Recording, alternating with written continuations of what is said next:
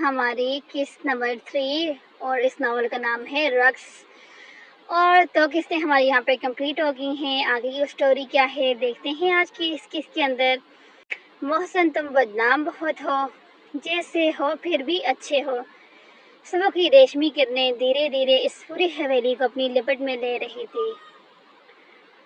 آسمان آج صاف تھا، جوڑے آسمان کے سینے پر سورج چمک رہا تھا۔ لمبے گھنے اس پرانے درخت پر پرندوں نے اپنے گھونسلے بنا رکھے تھے، مگر جو سہمی ہوئی آوازیں نکال کر اس چٹان کو توڑنے کی ناکام کوشش کر رہے تھے۔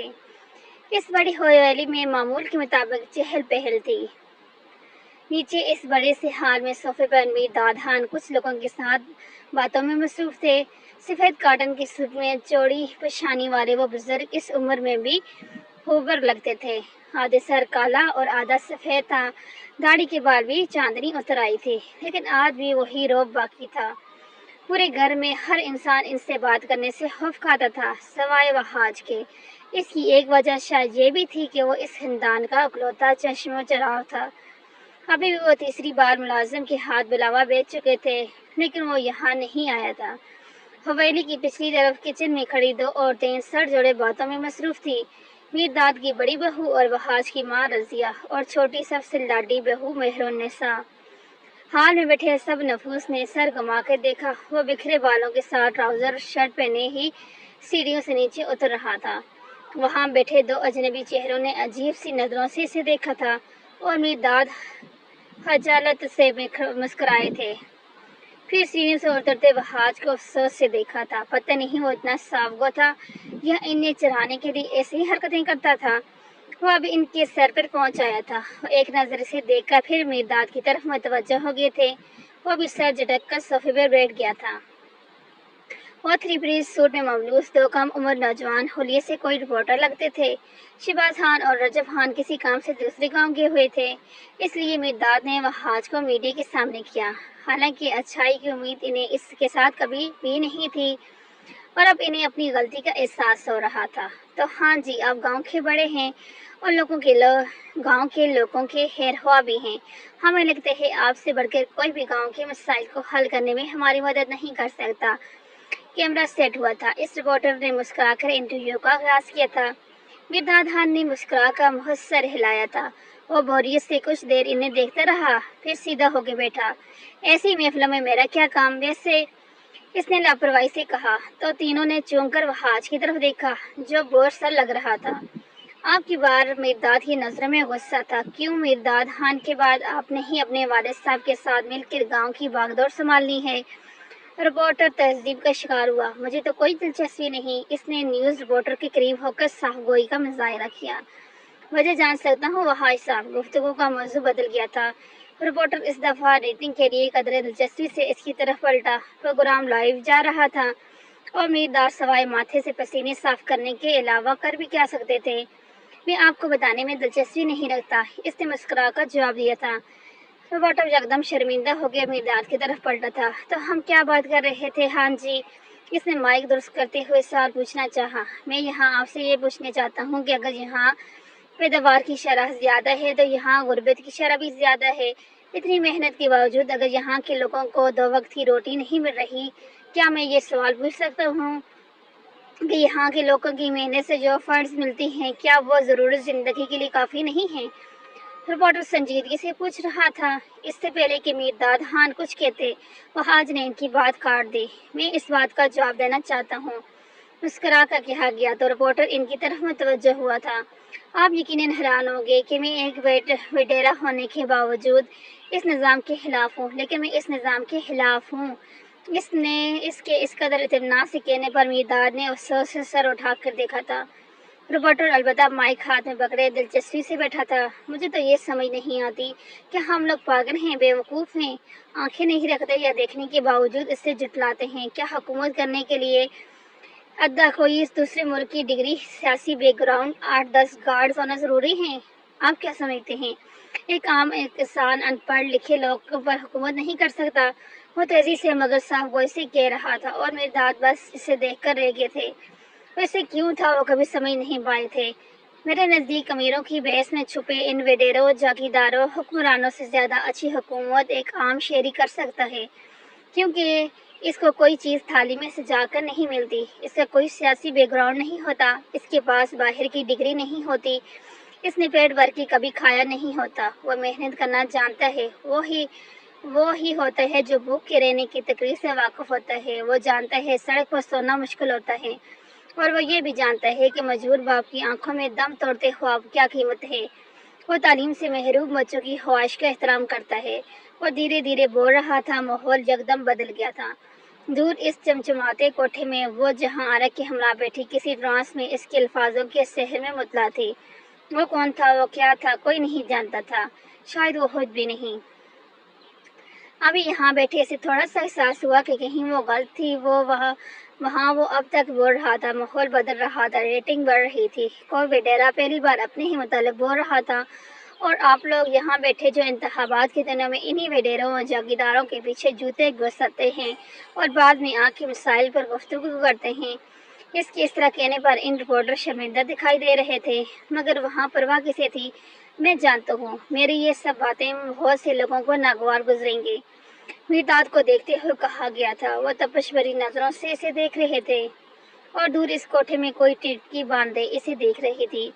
لیکن میرا ماننا یہ ہے کہ اگر سچائی آپ کو ناگوار نہیں گزری تو وہ سچائی ہی نہیں، یا آپ نے اسے دل سے قبول کیا ہی نہیں۔ میرا شمار ان لوگوں میں ہوتا ہے، جب وہ بولتے ہیں تو لوگوں کے دلوں میں زہر اور چہروں پر مسکان ہوتی ہے، لیکن میرے نزدیک ساہگوئی غلط چیز نہیں ہے۔ کہہ کر کندھے اچھا کر پیچھے ہو گیا تھا، اور نیوز رپورٹر لاجواب۔ اب یہاں مزید گفتگو کا کوئی فائدہ نہیں، اگر ہے بھی تو میں مزید حصہ لینے کے حق میں نہیں ہوں، لہٰذا چلتا ہوں۔ وہ مسکرا کر کہتا ہوا اٹھ کھڑا ہوا، اور وہ یکدم اس کے حصار میں سے نکل آئی تھی۔ نیوز رپورٹر اپنی شرمندگی مٹانے کے لیے انتہامی جملے بول رہا تھا۔ میرداد وہاں سے اٹھ کے جا چکے تھے، اور جہاں آرا وہیں بیٹھے کچھ سوچ رہی تھی۔ میں دریا سے بھی گہرا ہوں، تم دریا سے بھی ڈرتے ہو۔ دوپہر کی تپتی دھوپ اور جولائی کی گرم ہواؤں نے اس شہر کے ساتھ ساتھ اس حویلی نما کوٹھے کو بھی اپنی لپٹ میں لے رکھا تھا۔ چھت کے ساتھ لٹکا قدیم زمانے کا پنکھا دھیرے دھیرے چل رہا تھا۔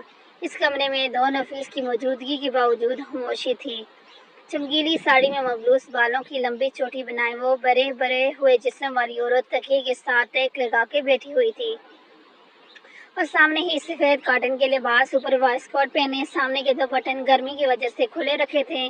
چہرہ سپاٹ تھا۔ مطلب آپ یہ کہہ رہے ہیں آپ ابھی بھی اسی سے ہی نکاح کرنا چاہتے ہیں؟ نگار بیگم کے لہجے میں اس دفعہ ظفر تھا۔ آپ کو پتہ ہے میرا نام کیا ہے؟ وہ تھوڑا آگے ہوا۔ وہاج خان۔ اس نام پر زور دیا گیا تھا۔ میں جو بات ایک دفعہ ٹھان لیتا ہوں وہ کر کے ہی رہتا ہوں، اور اب میری ضد ہے کہ میں اسی سے نکاح کروں گا، کسی بھی قیمت میں، اور میں بتاؤں گا اسے۔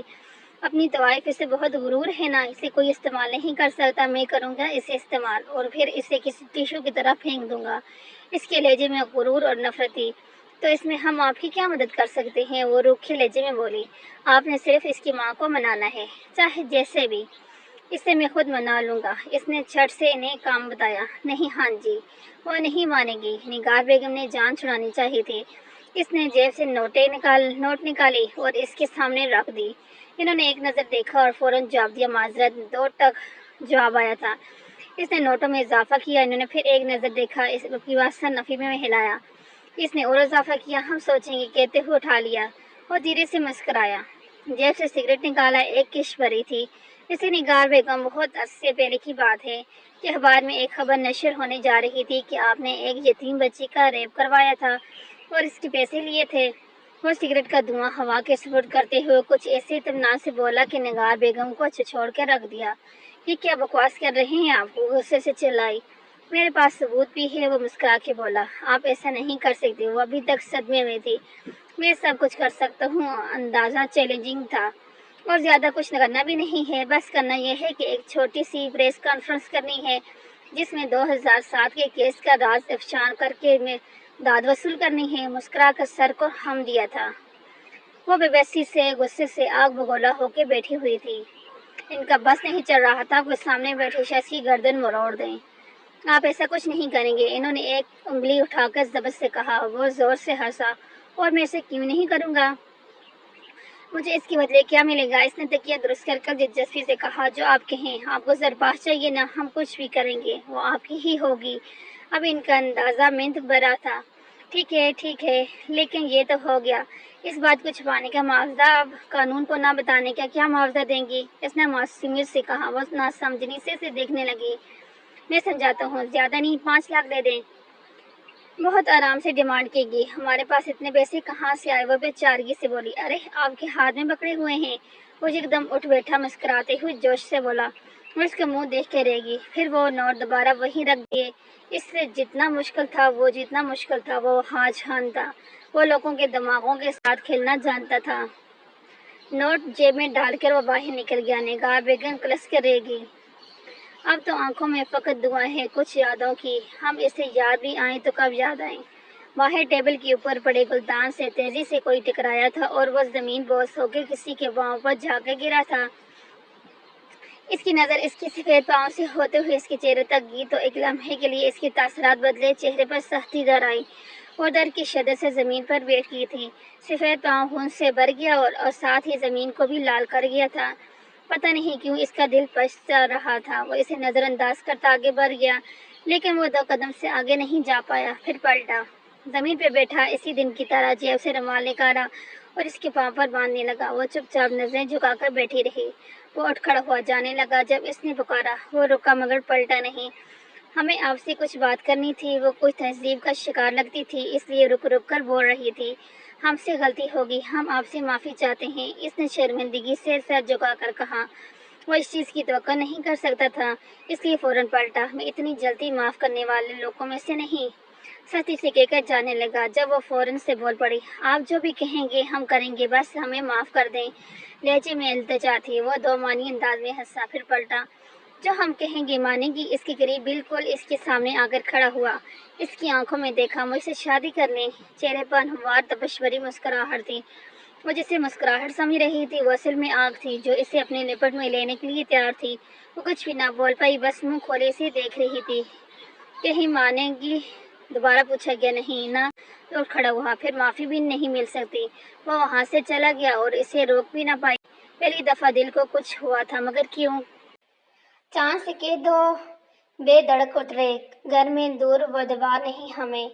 رات کے اس پہر جب وہ پورا علاقہ اندھیرے میں ڈوبا تھا، جب روڈ ویران اور سنسان پڑے تھے، پرندے اپنے گھونسلوں میں دبے پڑے آرام فرما رہے تھے، سیڑھی سے ہوتے ہوئے جاؤ تو اوپر چھت کے گرل پر لٹکی بتیاں جل رہی تھی۔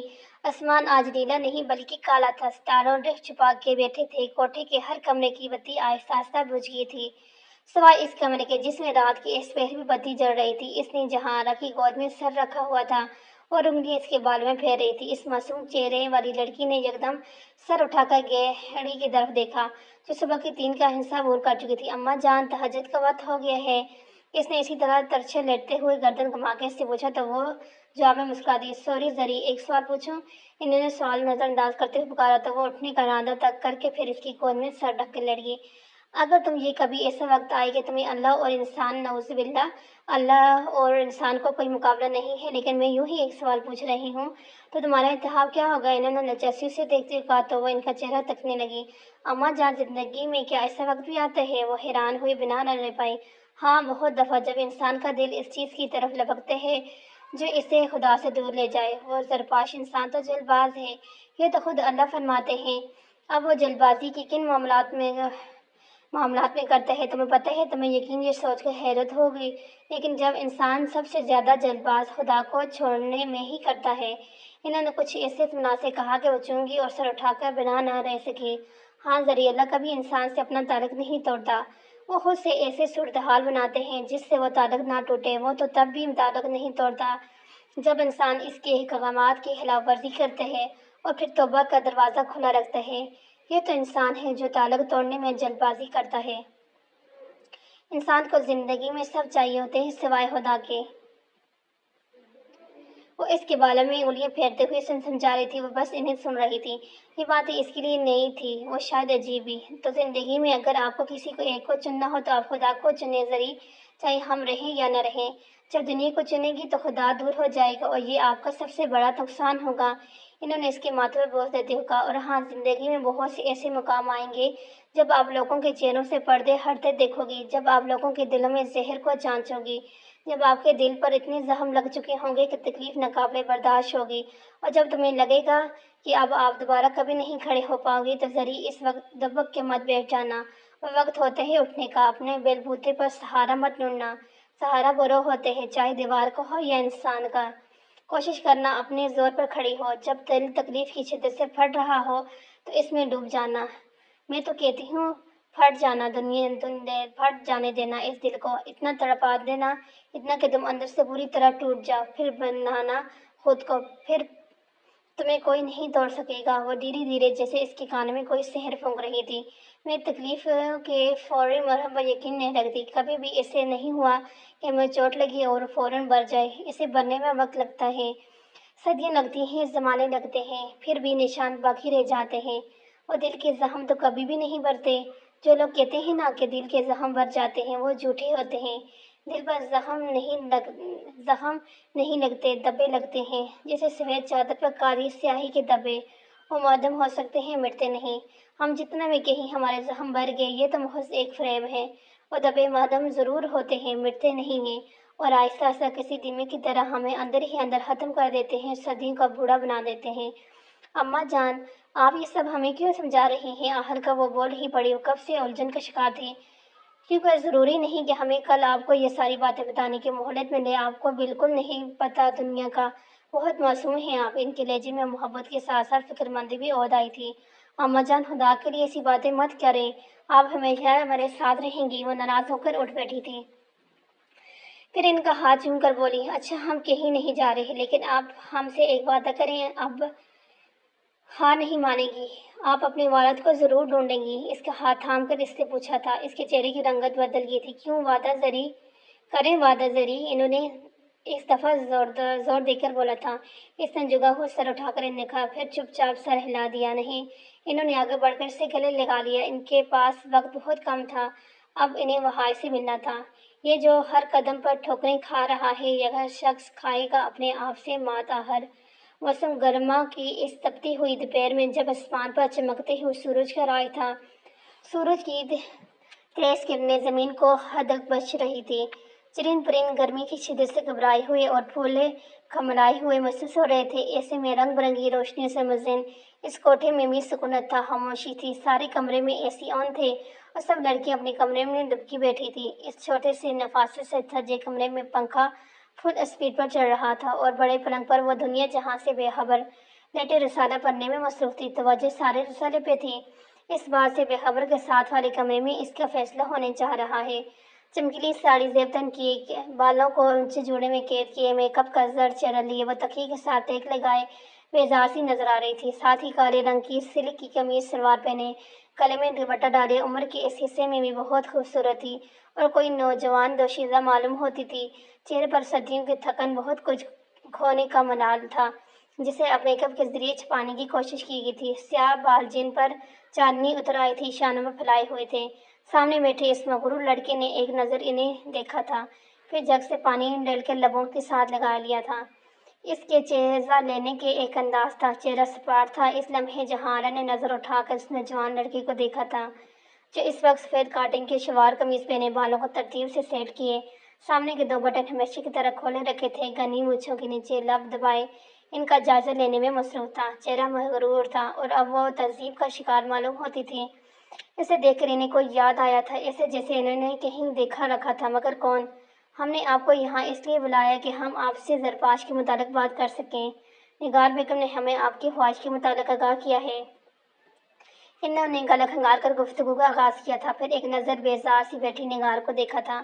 جی، میں خود پچھلے 5 منٹ سے اسی انتظار میں ہوں کہ آپ مجھ سے زرپاش کے متعلق بات کریں۔ لہجے میں اطمینان تھا۔ آپ زرپاش سے شادی کرنا چاہتے ہیں؟ اب کی بار انہوں نے نظر اٹھا کر دلما سے کہا، آپ مجھ سے اظہار چاہتی ہیں یا اپنا شک دور کرنا چاہتی ہیں؟ وہ ٹھیک ہو گئے بیٹھا، پھر ایک ابرو اٹھا کر دیکھا، جو بھی سمجھیں آپ۔ انہوں نے اب کی بار سر اٹھا کر پورے اعتماد سے کہا تھا، نہیں، آپ سمجھا دیجیے۔ جہاں عربی کو اپنی مرضی کا مطلب نکالوں تو شاید آپ کو بات کا مطلب ہی بدل جائے۔ سامنے والے میں بلا کا پورا اعتماد تھا۔ آپ زری سے ہی کیوں شادی کرنا چاہتے ہیں؟ انہوں نے اس کی آنکھوں میں دیکھتے ہوئے مشکوک لہجے میں پوچھا، آپ یہاں یہ کام کیوں کرتی ہیں؟ اطمینان سے مگر الٹا سوال پوچھا گیا۔ وہ یکدم گڑبڑا گئی۔ پھر چونکہ کیا مطلب؟ وہ ناسمجھی سے وہ مطلب یہ کہ یہ کام آپ اس لیے کرتی ہیں کیونکہ یہ آپ کی ضرورت ہے، اس نے اب کی بار بھی اعتماد سے کہا۔ انہوں نے محض سر ہلا دیا، آنکھیں ابھی بھی نہ سمجھے تھیں۔ میں اسی لیے دربار سے شادی کرنا چاہتا ہوں، مختصر کہہ کر وہ خاموش ہو گیا۔ وہ الجھی ہوئی نظروں سے اسے دیکھ رہی تھی۔ آپ کو زری سے محبت نہیں؟ انہوں نے عجیب سے لہجے میں پوچھا تھا۔ اس نے سر دائیں بائیں ہلایا۔ مرد کو کبھی بھی عورت سے محبت نہیں ہوتی۔ اگر کبھی آپ کو کوئی یہ کہہ دے کہ مجھے فلاں عورت سے محبت ہے تو سمجھ جائے گا وہ دنیا کا سب سے بڑا جھوٹا ہے۔ محبت کا فلسفہ دماغ سے بلتا رہے، جب تک دماغ رہتے ہیں محبت نہیں ہوتی۔ عشق کی پہلی منزل سیڑھی محبت ہی تو ہوتی ہے، اور عشق کا مطلب ہوتا ہے فنا ہو جانا۔ یہ جو ہم محبت کے آڑ میں چاہت کے طلبگار ہوتے ہیں، پھر محبت کو رونا روتے ہیں، ہم فراڈ دیتے ہیں خود کو۔ وہ بہور ان کا چہرہ دیکھتے ہوئے سپاٹ لہجے میں بول رہا تھا، میں مرد ہوں تو کیا ضروری ہے مرد کے ہی حق میں بولوں گا، اور آپ عورت ہیں تو عورت کے حق میں بولیں گی؟ میں تو کہتا ہوں ہمیں ایک دوسرے کے حق میں بولنا چاہیے۔ مجھے مردوں کے ساتھ اور آپ کو عورتوں کے ساتھ اختلاف کرنا چاہیے، کیونکہ میں مرد ہونے کے ناطے مرد کی ذہانت جانتا ہوں، اور آپ عورت ہونے کے ناطے عورت کی ذہانت کو۔ میں کہوں عورت با وفا ہے، آپ کہیں مرد با وفا ہے۔ وفا اور محبت کا تعلق مرد یا عورت کے ساتھ مشترک نہیں، اس کا تعلق انسان سے ہے۔ میں دعویٰ نہیں کرتا، اس بات پر یقین رکھتا ہوں کہ مرد محبت کرے اور ایسی کرے کہ پوری دنیا کو بچھاڑ کر رکھ دے۔ پر رکیں، تھوڑا آگے ہوا۔ جہانوں کو جیسے وہ ہیپاٹائٹس کر رہا تھا۔ مرد کو عورت کو جنس سے بڑھ کر چانچنا تو دے، وہ عورت کو مرد کی جیب سے نکل کے دل تک تو پہنچنے دیں، جب تب کریں گے یہ دونوں محبت۔ یہ جو دو دم بڑھتی ہیں محبتوں کا، میرا دل چاہتے ہیں نوچ لیا کروں ان کا منہ، ان کے اندر سے۔ جس دن جسم کی ہوش ختم ہوگی، جس دن یہ عورت کو جسم سے آگے جا کر سمجھیں گے، جس دن مرد سچ میں محبت کرے گا، اس دن سب سے پہلے یہ کوٹھے ویران ہوں گے، کیونکہ وہ ایک عورت پر دنیا ختم کر دے گا۔ ابھی کوٹھا آباد ہے نا، تو جو بھی یہاں کہے کہ محبت ہے تو منہ پھیر لیجیے گا اس سے۔ جھوٹوں کو بھلا کون منہ لگائے؟ میں محبت پیار کی بکواس کے حق میں ہرگز نہیں ہوں، نہ ہی کوئی جھوٹے دعووں کے۔ مجھے اس کی چاہت ہے، میں بھی ایک عام مرد ہوں، میں بھی اسے تحقیر کرنا چاہتا ہوں، اور ہاں میں بھی مرد ہوں، میں پائیدار کیسے ہو سکتا ہوں؟ بات ختم کر کے وہ خود ہی مسکرا دیا، جس سے اپنا ہی مذاق اڑا رہا ہو، اور جہاں آرا کو اس سے خوف محسوس ہوا تھا، وہ انسان سچ بولنا جانتا تھا یا سچ تھوکنا، وہ سمجھ نہ پائی۔ اب یہ آپ کی مرضی ہے کہ آپ اس سے میری شادی کروائیں یا نہیں۔ آپ کے پاس کتنا وقت ہوگا؟ 1 سال، 2 سال، 5، 15 سال؟ چلو وہ ٹھیک ہو کے بیٹھا تھا، پھر انگلیوں پر گننے لگا۔ وہ منہ کھولے اس کی اس حرکت کو ملحظ فرما رہی تھی۔ اگر اس عرصے میں آپ کو کوئی ایسا انسان مل گیا جو آپ کی بیٹی کو عزت سے کوٹے سے شادی کر کے لے جائے تو آپ مجھے بتائیے گا، میں اس کے پاؤں دھو کے پینے کو تیار ہوں۔ مانا آپ کی بیٹی نے آج تک رقص نہیں کیا، لیکن یہ کوئی مانتا نہیں، وہ کوٹھے پہ رہتی ہے اور کوٹھے پر طوائفیں رہتی ہیں۔ اس نے اس بار ایک گھٹنے کو زمین پر ٹکایا اور دوسرے کو فولڈ کر کے اس کے گہرا بازو کے گرد تنگ کیا اور چہرے پر معصومیت سے جا کے بولا، تو ان کے تن بدن میں آگ لگی۔ وہ اس سے زیادہ اپنی بیٹی کی تذلیل نہیں برداشت کر سکتی تھی۔ بس کریں حاج، بہت ہوا۔ آپ مردوں کی انگلیاں ہم طوائفوں کے جسموں سے ہوتی ہوئی اب ہماری روحوں تک بھی پہنچ چکی ہیں۔ وہ غصے سے ہانپنے لگی۔ نگار بیگم لطف اندوز ہو رہی تھی۔ آپ کیا سمجھتے ہیں ہماری بیٹی کو کوئی اچھا انسان نہیں مل سکتا؟ ہماری بیٹی نیک خون ہے، جو کوٹھے میں رہ کر برائیوں سے دور رہی، اور آپ لگائیں گی ان کی قیمت، جو خود ایک طوائف کے کوٹھے پر بیٹھ کے اس کی تذلیل کر رہے ہیں۔ ہم بھی آپ کو زبان دیتے ہیں کہ 1 ہفتے کے اندر اندر ہم زرپاش کی شادی آپ سے بھی اچھے عزت دار لڑکے سے کروا کے دکھائیں گے۔ وہ آنکھوں میں انگار لی ایسے انگلی اٹھا کر چیلنج کر رہی تھی، اور وہ انگلی تھوڑی کے نیچے ٹکائے متاثر کن نظروں سے انہیں دیکھ رہا تھا۔ وہ کہہ کر رکی نہیں تھی اور وہاں سے نکل گئی۔ اب وہاں صرف نگار بیگم اور وہ حاج تھے۔ پتہ نہیں سچ بولو تو ان لوگوں کو تذلیل کیوں لگتی ہے؟ وہ چڑ گیا تھا۔ ایک نظر نگار بیگم کو دیکھا تو وہ گڑبڑا گئی۔ وعدہ یاد ہے نا آپ کو اپنا؟ اس نے مسکرا کر سر ہلا دیا۔ انہوں نے تیزی سے سر ہلا دیا تھا۔ وہ اٹھا، چابیاں اٹھائی، باہر نکل گیا۔ پیچھے نگار بیگم سر جھٹک کر رہ گئی۔ جہاں آرا نے اندر داخل ہو کر تیزی سے دروازہ بند کیا تو وہ گڑبڑا کر اٹھ بیٹھی۔ تیزی سے جہاں آرا کی طرف بڑھی، جو لمبے لمبے سانس لے رہی تھی۔ اماں جان آپ ٹھیک ہیں؟ وہ گھبرا گئی۔ ان کے چہروں کو اپنے ہاتھوں کے پیالوں میں لیا۔ زری آپ حاج کو اپنی زندگی میں ہرگز قبول نہیں کریں گی۔ انہوں نے زری کے دونوں ہاتھوں کو تھام کر تیز لہجے میں کہا، اس کا دل چاہا وہ سوال کرے کیوں، لیکن ان کی حالت کے پیش نظر اس نے خاموشی سے انہیں گلے لگا لیا۔ جہاں ہارا اب ہچکیوں سے رو رہی تھی، ساتھ ایک بات دہرائی جا رہی تھی، باہر گرمی کی شدت میں اب قدرے کمی واقع ہوئی تھی، مگر سینوں میں آگ ہموار جل رہی تھی۔ عزیز تر تھی جسے نیند شام و وصال میں، وہ تیرے ہجر میں جاگا ہے عمر بھر کیسے، روشن دان میں بھڑکتی ہوئی آگ اور باہر تیز آندھی، برستی بارش۔ اونچی بلڈنگ کے سب سے اوپر والے فلور کی کھڑکی میں وہ شخص برساتی بارش کو کھوئے کھوئے نظروں سے دیکھ رہا تھا۔ انگلیوں کے درمیان دبا سگریٹ آہستہ آہستہ بجھ رہا تھا۔ اٹلی کی اس خون جما دینے والی سردی میں وہ اونچا لمبا قد والا مرد جو بظاہر مضبوط اسباب کا مالک تھا، نائٹ بلب کی مدھم روشنی میں اس کے نقوش واضح تھے۔ گول چہرہ، سانولی رنگت، کلین شیو چہرہ، چھوٹے چھوٹے بال، اس کی عمر 30 سال کے لگ بھگ معلوم ہوتی تھی۔ کالے رنگ کے ٹراؤزر، شرٹ اور اوپر پہنے والے پچھلے آدھے کو گھٹنے سے یوں ہی کھڑا تھا۔ بلڈنگ کی ساری لائٹس اب آہستہ آہستہ بند ہو رہی تھی۔ آخر وہ پلٹا، ایک نظر دیوار پر لگی گھڑی کو دیکھا جو رات 11 کا ہندسہ عبور کر رہی تھی۔ آخر اس نے پردہ برابر کیا، جلے ہوئے سگریٹ کو وہیں پھینکا اور لائٹ آف کر کے اسٹڈی ٹیبل کی لائٹ آن کی اور وہیں بیٹھ گیا۔ کالے کور والی ڈائری کھولی، آخری صفحے پر درج تاریخ دیکھی۔ اس کے چہرے پر سایہ سے لہرا، جانانا تم سے بچھڑے ہوئے آج 10 سال 12 گھنٹے 20 منٹ اور 5 سیکنڈ گزر گئے ہیں۔ میں سوچتا ہوں میری ریاضی کب سے اتنی اچھی ہوگی، تمہارے فراق نے مجھے کیا کچھ نہیں سکھا دیا۔ تمہارا میرے تعلق کیسا عجیب ہے، میں اسے محبت کا نام نہیں دیتا، میں اسے چاہت بھی نہیں کہوں گا، اور ہاں سنو، میں مجبور اور ضرورت کا نام دیتے ہوئے بھی کتراؤں گا۔ مجھے کبھی سمجھ نہیں آئی تمہارے بغیر اتنا بے چین ہوں تو یہاں کیوں بیٹھا ہوں، اور ہاں یہ بتانا تو میں تمہیں بھول ہی گیا۔ آج اپنے ایک دوست کو تمہاری تصویر دکھائی، کیا دیکھوں یہ کتنی خوبصورت ہے، کیا اس جیسی خوبصورت عورت تم نے پہلے کبھی دیکھی ہے؟ وہ مجھ سے بہت ہنسا، کہتا ہے تم پاگل ہو گئے ہو، یہ اتنی بد شکل عورت تمہیں حسین لگتی ہے۔ اس کے ایسے بولنے پر میں برداشت نہیں کر پایا، میں نے اس کا منہ نوچ لیا۔ بہت تو گن ہے تمہیں بدسورت کہنے والا، میرے دل سے پوچھو تم کتنی خوبصورت ہو، یعنی جانا میں آج تمہارے لیے ایک اور تعلق ختم کر آیا، میں تمہارے لیے اور کتنے تعلق ختم کروں گا۔ میں یہ سوچتا ہوں تم اگر خوبصورت ہو تو دنیا کو خوبصورت کیوں نہیں لگتی، اور اگر بدصورت ہو تو مجھے اتنی خوبصورت کیوں لگتی ہو؟ مجھے تو تم پہلے دن سے ہی خوبصورت لگی تھی۔ لوگ تمہیں عام کہتے ہیں، میں تمہیں خاص کہتا ہوں۔ اگر مجھے دنیا کبھی یہ آپشن دے کہ سب چھوڑ کر ایک چیز چن لو تو میرا انتخاب تم ہوگی۔ ارے انسان بھی کتنا خوش فہم ہے، جو سوچتے ہیں بھلا وہ بھی کبھی حاصل کر پاتا ہے، پر سنو جانا یہ بھی حقیقت ہے، ہمیں ایک دوسرے کے بغیر رہنا ہے۔ پر امید بھی شاید زندگی میں کسی جگہ تم مجھے بجلی بسری مل جاؤ۔ ٹیبل لیمپ بجھا دیا گیا، اب پورے کمرے میں تاریکی تھی۔ اس کی قربت میں کیا بات ہے جانے، ایک لمحے کے لیے صدیوں بلا دیتے ہیں۔ رات کے اس تاریکی میں کوئی دبے قدموں اس بڑے کمرے میں داخل ہوا تھا۔ پلنگ پر نگار بیگم خواب خرگوش کے مزے لوٹ رہی تھی، کھڑکی کے باہر چلتے بلب کی روشنی چھن سے اندر داخل ہو رہی تھی۔ اس نے نظروں کو ادھر ادھر گھمایا، آخر اسے اپنی مطلوبہ چیز مل گئی۔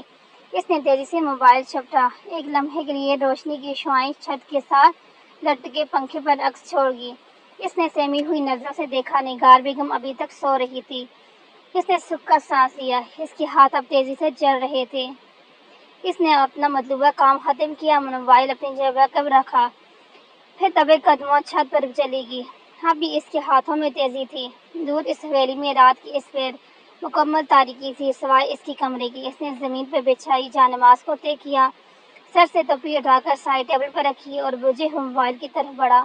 غیر شناسا نمبر دیکھ کر ایک لمحے کے لیے چونکا، پھر فون اٹھا لیا۔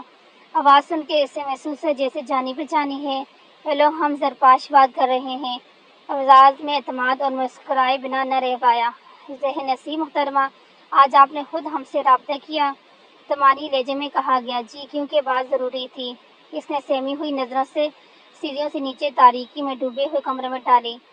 محبت کا اقرار اگر صبح کی روشنی میں کیا جائے تو زیادہ مناسب ہے۔ اس نے کھڑکی سے باہر پورے چاند کو دیکھتے ہوئے کہا۔ وہ گڑبڑا گئی۔ یہ آپ کو کس نے کہا؟ اس نے ہچکچاتے ہوئے کہا۔ ضروری ہے ہر بات کہی جائے، کچھ باتیں سمجھی بھی جاتی ہیں۔ وہ پتہ نہیں کیا کہنا چاہ رہا تھا، نہیں، ایسی بات نہیں ہے، ہم تو یہ پوچھنا چاہ رہے تھے کیا ہماری اماں جان اور آپ کی ملاقات ہو چکی ہے؟ آواز ہموار آہستہ تھی، وہ دھیرے سے مسکرائے۔ جی، کیوں وہ آپ کو گھبرائی ہوئی محسوس ہوئی؟ عام سے لہجے میں پوچھا گیا تھا۔ جی، تب ہی پوچھ رہے ہیں کہ آپ ہمیں بتا دیں، اس نے جان چھڑانی چاہی، چہرے پر گھبراہٹ واضح تھی۔ چلے، مطلب آپ ہمیں اپنا سمجھتی ہیں؟ وہ کھڑکی سے پیچھے ہٹ گیا تھا۔ ہمارے سوال کا یہ جواب نہیں ہے، اس کے لہجے میں سختی عود آئی تھی، اور میں آپ کے ہر سوال کا جواب دینے کا اہل نہیں ہوں۔ دو بدو جواب دے کر اسے لاجواب کر دیا گیا تھا۔ اگر آپ کہیں گے تو میں آپ کو دوبارہ کبھی کال نہیں کروں گی، وہ ہنسی ہوئی۔ اور اگر میں کہوں گی تو کرو گی؟ اس کی ایک ابرو اچا کر مزے لیتے ہوئے کہا۔ اس کے پاس کوئی جواب نہیں تھا، اس نے تیزی سے کال کاٹ دی۔ دل کی دھڑکن بے ترتیب تھی اور وہ موبائل اسکرین کو گھور کر بیٹھ گیا۔ پاگل عورت وہ ہے جو محبت کر بھی بیٹھے تو تسلیم نہیں کرتی۔ وہ زور سے ہنسا۔ چاند نے دلچسپی سے یہ منظر دیکھا تھا۔